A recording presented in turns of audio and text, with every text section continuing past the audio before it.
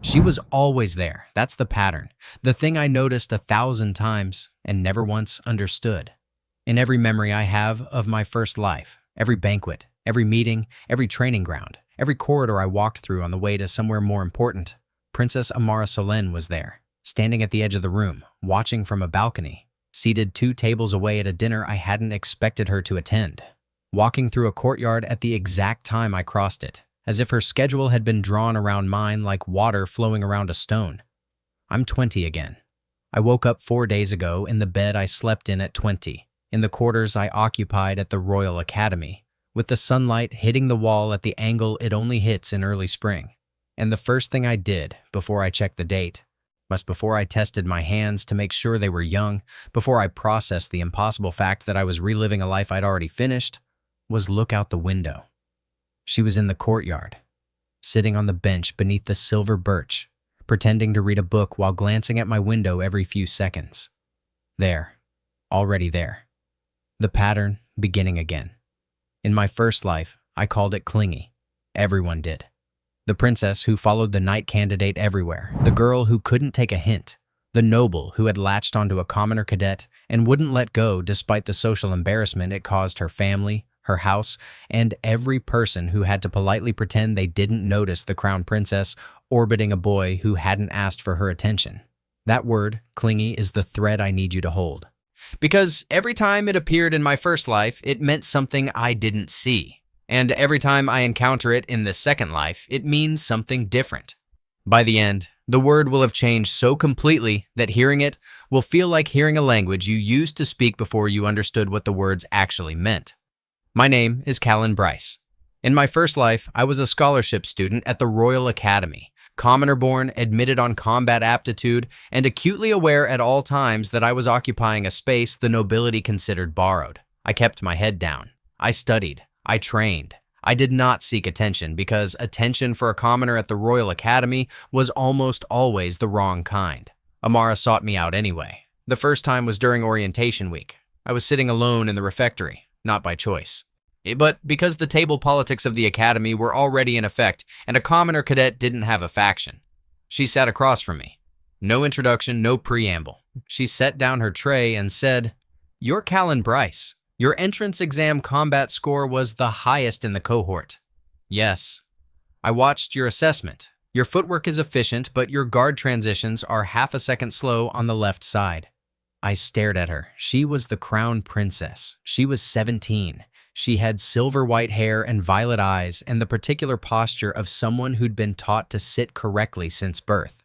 And she was critiquing my guard transitions over a plate of academy stew. "I train every morning at the Eastern Field," she said. "You should join me. I can help with the left side delay." I didn't ask for help. "I know. I'm offering it anyway." That was the first instance.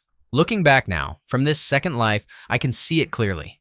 She had studied my combat assessment. She had identified a specific weakness. She was offering targeted assistance from a position of genuine technical knowledge. It was precise, direct, and useful. I didn't see it that way at the time. What I saw was the crown princess attaching herself to a commoner, and what I felt was the specific anxiety of someone who understood that proximity to royalty, when you're a commoner, is a liability, not a privilege. People would talk. People would assume things. The attention would be the wrong kind. I said no. I said it politely, but I said it clearly. She came back the next morning, and the next, and the next. Not to the refectory, to the Eastern training field, on where she ran drills alone at dawn. She didn't approach me. She just trained. In my sight line, with the particular focus of someone who is performing competence where they know it will be observed. My classmates noticed. "The princess is following you again," my roommate said one evening, halfway between amused and concerned. "She's kind of clingy, isn't she?" First time I heard the word applied to her. It landed without friction. It fit the shape of what I was seeing. A girl who kept showing up where I was, who wouldn't accept a polite decline, whose presence felt like pressure I hadn't consented to. Clingy. I filed it away and moved on. But here's what I didn't see. What I only learned after dying and being reborn with 30 years of hindsight pressing against the inside of my skull. Yes, the Eastern training field was where 3 senior cadets had been hazing commoner students for the previous 2 terms. Early morning, no witnesses. The hazing stopped during the weeks Amara trained there. Not because she confronted anyone, because the Crown Princess's presence made the field supervised by default. No senior cadet was going to haze a commoner in front of royalty. She wasn't following me. She was standing between me and a threat I didn't know existed. That was the first repetition. Clingy, meaning protection. The second repetition came 3 months later. I'd been assigned to a field training exercise, a week-long wilderness survival course in the northern forest. Paired assignments, randomly generated. I drew a partner I'd never worked with, a noble cadet named Aldrich Harvin, whose family had publicly opposed commoner admissions and whose attitude toward me ranged from cold to openly contemptuous. On the second day of the exercise, my supply pack was sabotaged. Water purification tablets replaced with chalk, ration packs emptied and resealed. I didn't discover it until we were deep enough in the forest that returning to base would have cost us the exercise. Aldrich shrugged. Guess you should have checked your gear. I survived the week on foraged food and boiled stream water. I passed the exercise. I didn't report the sabotage because commoners who reported nobles were commoners who didn't graduate. When I returned to the academy, Amara was waiting outside the north gate. She'd been there for 3 days, according to the gate guard. 3 days, sitting on a bench, waiting. You're sunburned, she said when she saw me. I was in the forest for a week. Your ration pack was tampered with. I checked the supply manifest after you left. The weight was wrong by 400 grams. How did you know? I checked because Aldrich Harvin's family filed a complaint about your assignment the day before the exercise. They wanted him paired with a noble cadet. The assignment wasn't changed, but the complaint was logged, and the supply room was accessed after hours by someone using a senior cadet's key. She looked at me directly. I reported it to the Academy's ethics board, anonymously. They'll investigate the supply access logs. She'd tracked the complaint. She'd weighed the supply manifest. She'd identified the timeline of the tampering. She'd filed an ethics report. And she'd done all of it while I was in the forest eating foraged berries and telling myself it was just bad luck. At the time, I thought she's doing it again, hovering, inserting herself into situations that don't involve her. Why does she care about my ration pack? My roommate said it for me by, dude, she waited at the gate for 3 days. That's beyond clingy. That's obsessive. Clingy, second time. Meaning she had identified a threat, investigated it, documented it, reported it, and positioned herself to confirm I survived. And the word we used for all of that was clingy. The third repetition was quieter, and it took me dying to understand it. In my second year, I was considered for a competitive placement, a position on the Royal Guard's training cadre, which would have fast-tracked my career and given my family financial stability for the first time in 3 generations. The selection was based on combat performance, academic standing, and faculty recommendation. I didn't get the placement. A noble cadet named Varen Ashcroft did. His combat scores were lower than mine. His academics were comparable. The difference was the faculty recommendation. 3 professors had recommended Varen. Only 1 had recommended me. I accepted it. That's what commoners did at the academy. You accepted that the system had invisible weights built into it, and you adjusted. I told myself it was fair enough. Varen was qualified. The recommendations were subjective. These things happened. In this second life, and I know it actually happened because I've had 30 years to learn things I was too young and too beaten down to investigate at 20. 2 of the 3 faculty recommendations for Varen were solicited by the Ashcroft family through donations to the Academy's research fund. Standard practice for noble houses. Technically legal, functionally corrupt. The third recommendation was originally written for me. Professor Aldane, my combat instructor, had drafted my recommendation letter and submitted it to the selection committee. It was withdrawn and replaced with a recommendation for Varen after Professor Aldane received a visit from the Ashcroft family's attorney suggesting that his upcoming tenure review might benefit from broader institutional support. My recommendation was killed, quietly, professionally, without my knowledge. Now, I learned this in my first life, but not until I was 34, 14 years too late. I learned it because Amara told me. During one of the last conversations we ever had when I was already too far gone in my career and my distance to change anything, she said, I tried to stop it, the Ashcroft placement. I went to Professor Aldane. I offered to guarantee his tenure review through the Royal Education Office so he wouldn't need the Ashcroft family's support. He refused. He said a princess intervening in faculty decisions would undermine the academy's independence. She'd tried. She'd seen the corruption. She'd offered a solution. She'd been refused, not because her solution was wrong, but because accepting help from the clingy princess would have been more embarrassing to the institution than allowing the corruption to proceed. "Why didn't you tell me?" I'd asked her at 34 in a conversation that was already too late. "Because you didn't want me near you. You'd made that clear for years, and I decided that trying to help you invisibly was better than losing the ability to help you at all." That sentence is the one I carry. It's the one that rewrites everything. She had been helping me invisibly for over a decade, and every time the help was visible enough to be noticed, the word people used to describe it was clingy. And because I accepted that word, I never looked underneath it. In my first life, I graduated. I joined the Royal Guard. I built a career. I married a woman from a minor noble house, a practical match, affectionate enough, stable. Amara attended the wedding. She sat in the third row. She wore a blue dress, not white, not silver, nothing that would draw attention. She clapped when we kissed. She left before the reception. My wife noticed her leaving. "Isn't that the princess, the clingy one?" The clingy one. Third time. At my wedding. As she walked away. I didn't go after her. I didn't think about it. I was happy, or what I understood as happy at the time, which was the absence of the specific anxiety that proximity to Amara had always produced. Without her nearby, without the pattern of her presence, my life felt lighter, simpler. I mistook that simplicity for peace. Over the next decade, I heard about Amara in fragments. She'd taken on diplomatic responsibilities. Yet she'd reformed the Academy's scholarship program, increasing commoner admissions by 30% and establishing an anonymous reporting system for supply tampering and faculty corruption.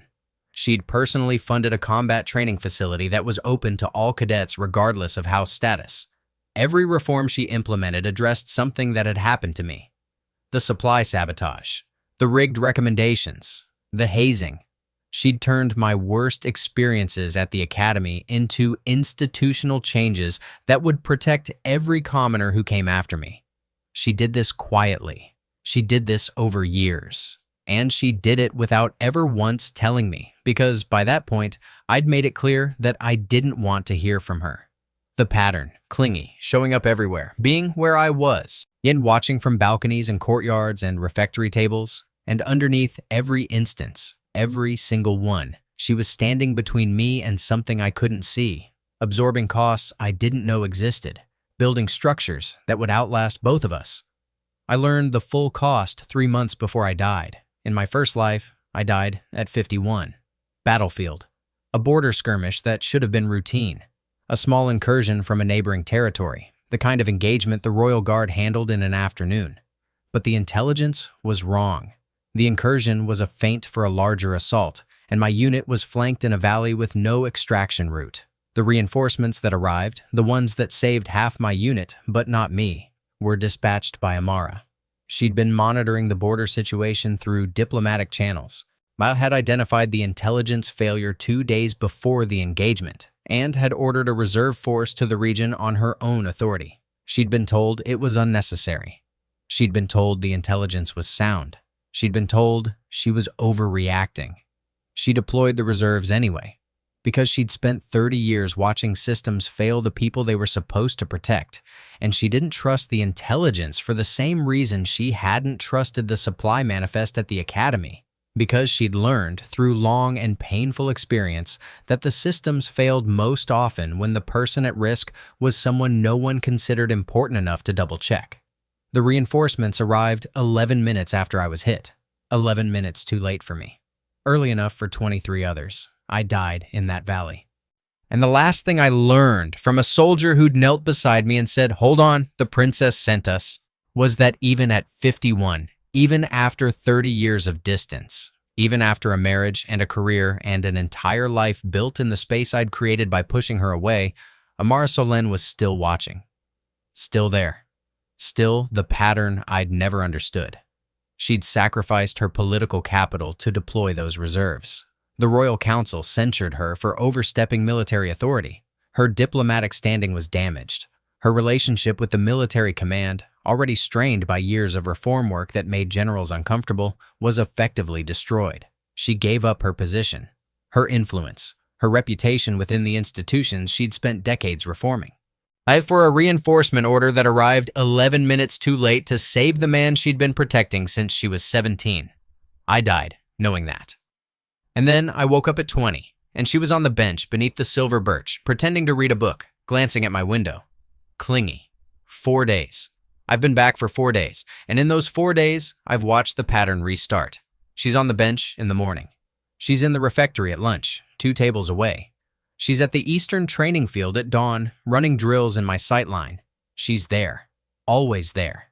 And this time, every instance hits me like a blade, because I know what each one means. I know about the hazing she prevented. I know about the sabotage she investigated. I know about the recommendation she tried to save. I know about the reforms she built from my wounds. I know about the reserves she sent. I know about the 11 minutes. This morning, day 4, I walked to the Eastern field at dawn. She was already there, mid-drill, sword moving through a form I recognized as an advanced defensive pattern. She saw me and froze.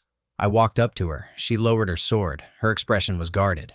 The look of someone who has spent years being told that their presence is a problem and has learned to brace for rejection the way other people brace for impact. "You train here every morning," I said. "Yes." Careful. Neutral. The senior cadets who used this field for hazing stopped coming after you started training here. Her expression shifted. Surprise. The genuine kind. The kind that comes from hearing someone say something they've never said before. "How did you know about that?" she asked. Well, I didn't answer the question. I couldn't explain how I knew. Instead, I said something I should have said 30 years ago, or 17 years ago, or 14, or at any point in a lifetime of watching a woman show up and show up and show up while I called it clingy and walked the other way. "Train with me." She stared at me. "My guard transitions are half a second slow on the left side. You mentioned it during orientation week. I'd like your help." The silence lasted about 5 seconds, and then her face did something I'd never seen in 30 years of knowing her, in either life. The guarded expression cracked, not dramatically, a fissure, a fracture in the composure she'd maintained since the first day I'd rejected her help. Underneath it was something raw and startled, and so painfully hopeful that I had to look away for a moment because the weight of what I'd wasted was suddenly very real and very heavy and pressing against the inside of my chest like a second heartbeat. "Okay," she said, quietly, like she was afraid that saying it louder would break the spell. "We trained." She corrected my left side transitions. She was right. She'd always been right. The delay was in my elbow rotation, not my footwork, and her correction shaved a full half second off my response time in 20 minutes. She was brilliant, not showily. Technically, the way a person is brilliant when they've spent years studying something not for praise, but because they cared about the outcome. She cared about my guard transitions the way she cared about everything connected to me, completely. Precisely, without asking for credit. After the session, standing in the early light with sweat on our foreheads and the academy waking up around us, she said, "You've never accepted my help before." "I know." "Why now?" "Because I'm dying and I in a valley, and the last voice I heard said, 'You sent the reinforcements.' Because I spent 30 years calling you clingy, and you spent 30 years saving my life in ways I never saw. Because every institution you reformed was a wound of mine you turned into a shield for someone else. Because you sacrificed your career, your standing, and your reputation for 11 minutes that came too late, and you would do it again, and you would do it again, and you would never stop. Because that's not clingy. That's devotion so total it terrified everyone who saw it, including me. I couldn't say any of that. Not yet, not without sounding insane. So I said, "Because I finally realized that my left side has been exposed for a long time, and you're the only person who's ever stood there." She looked at me. The violet eyes were steady, but wet. She blinked once, fast, controlled, the kind of blink you do when you're refusing to cry in front of someone, but your body hasn't received the memo. "I'll be here tomorrow," she said. "I know, you're always here." She almost smiled. Almost. The corner of her mouth moved, and then she caught it, because Amara Salen had spent years training herself not to hope for things that had been taken from her before. "I'll be here too," I said. "Tomorrow, and after that." The almost smile completed, small, fragile, real. She picked up her sword. She walked toward the academy's east entrance. At the door, she turned back, and I saw it. The same gesture I'd seen 1,000 times in my first life. The glance over the shoulder, the quick check to make sure I was still there. The pattern, the one I'd called Clingy, the one that meant, I'm watching, I'm here. Are you safe? This time I raised my hand, a small wave, an acknowledgement, the first one I'd ever given her in response to that look. She turned away quickly. But not before I saw her press her hand against her chest. A quick, private gesture, like she was holding something in place that had just shifted. I stood on the training field and watched her go, and I felt the full weight of 2 lifetimes settle into my bones. 30 years of distance. 30 years of a woman standing at the edges of my life, absorbing attacks I couldn't see, building defenses I didn't ask for, but reforming institutions I didn't know were broken, deploying reinforcements I didn't know I needed. 30 years of Clingy, and underneath the word every single time, the same truth. She loved me, not the way people say they love you, with conditions and timelines and expectations of return. She loved me the way load-bearing walls love a building, structurally, essentially, without asking to be noticed, and without stopping when the building forgot the wall was there. I have a second life now. I don't know how long it lasts. I don't know if I can change everything. I don't know if the senior cadets will still try to haze commoners, or if Aldrich will still sabotage my rations, or if the Ashcroft family will still buy my recommendation out from under me. But I know this. The pattern starts now. Not her pattern. She's already running hers. The one where she shows up and stands guard and watches from courtyards. That one's been running since she was 17. My pattern starts now. The one where I stop walking past her. The one where I turn around. The one where I say yes when she offers to help, and thank you when she's already helped, and I'm here when she looks over her shoulder to check. She sacrificed everything for me in my previous life. Her position, her reputation, her political capital, her career. 11 minutes of reinforcements that cost her everything she'd built and weren't enough to save me. This time, I'm not waiting for the valley. I'm not waiting for the border skirmish or the intelligence failure or the last desperate deployment. This time, I'm meeting her on the training field at dawn. I'm fixing my left side guard with her hands correcting my elbow. I'm sitting at her table in the refectory instead of 2 tables away. I'm reading beside her on the bench beneath the silver birch instead of watching from a window. And when people look at us and say, she's so clingy, because they will, because the word is already in circulation, because the pattern is visible to everyone except the people inside it, I'm going to look at whoever says it and ask them a question that no one in my first life ever thought to ask. What exactly do you think she's clinging to? Because the answer, the real answer, the one that took me a lifetime and a death and a second chance to understand, is that she's not clinging to me. She's clinging to the idea that one person is worth protecting completely, even when that person doesn't see it, even when the world calls it obsessive, even when the cost is everything she has. And that's not clingy. That's the rarest thing I've ever been given. And I will never, for a single day of this second life, let it go unanswered again.